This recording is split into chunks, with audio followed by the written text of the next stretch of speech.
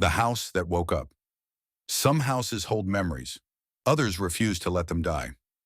I rented a single bedroom in an old house that had belonged to my roommate's grandmother since the 1940s.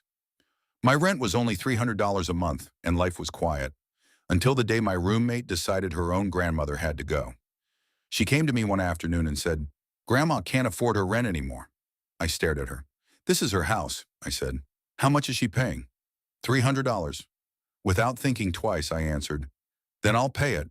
Make my rent $600. Grandma should stay." She agreed. But a few days later, I came home from shopping to find my roommate and her towering boyfriend cornering the old woman, shouting inches from her face. Fear filled the room. The grandmother called a friend, packed only what she could carry, and left the home she had known for decades. I watched from my bedroom doorway.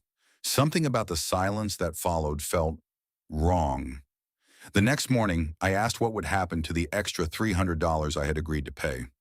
"We still need it," my roommate said. "We're short now." I agreed to help with the utilities instead. Then the house began to change.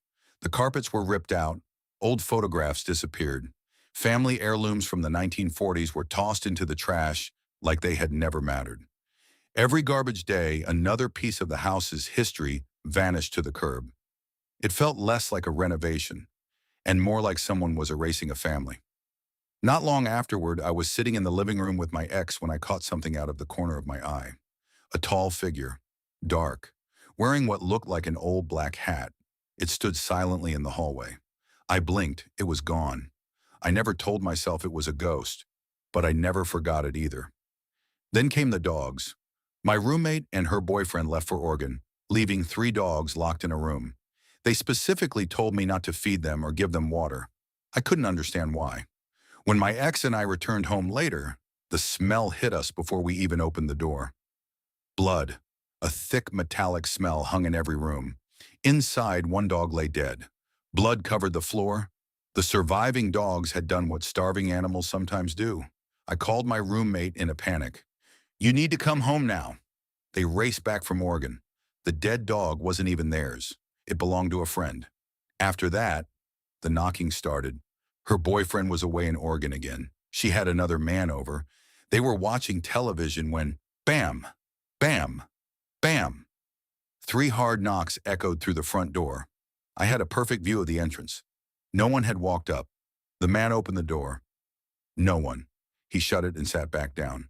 A minute later, bam, bam, bam. The same 3 knocks, louder, sharper. He jumped up, threw the door open. Nothing. Not a single person outside. This time he didn't hesitate.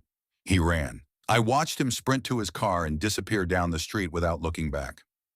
My roommate walked up to me, pale. "Did you hear that?" I looked her straight in the eyes. "No, you're lying.